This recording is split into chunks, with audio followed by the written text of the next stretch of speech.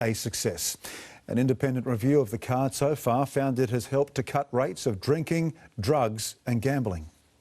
The Prime Minister meets with community leaders in Kalgoorlie, recounting the words of elders who support his government's controversial cashless welfare card. If you looked into the eyes of the children who are suffering from fetal alcohol syndrome, who are suffering from neglect, who are suffering from violence at home because their parents are on the grog all the time, you wouldn't hesitate to say that this card is an act of love.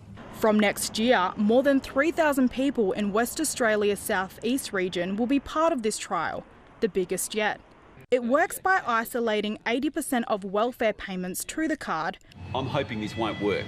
So money cannot be used on alcohol, drugs or gambling. The remaining 20% is available as cash.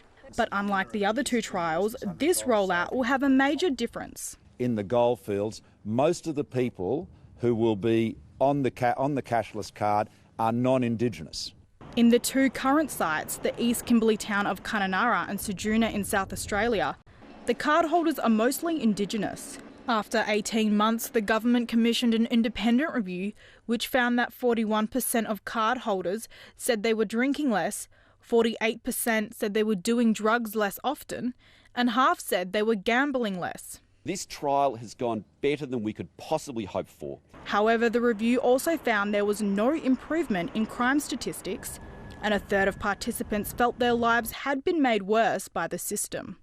The cashless welfare card has seen increases in drug running, in grog running, and what we haven't seen is a genuine partnership with the Aboriginal community to try and get the gains that we need to get. Unlike the Greens, Labor isn't outright opposed to the card and will be keeping an open mind until all the trials are complete. What I don't want to see is genuine people who are down on their luck being treated with hard measures just to get a headline in the big cities. The Goldfields trial will go for 12 months, and those in the Kimberley and Ceduna have just been extended for another year as well. And they won't be the last. The government is eyeing off several more towns understood to be in WA's Pilbara region. Rangi Harini, SBS World News.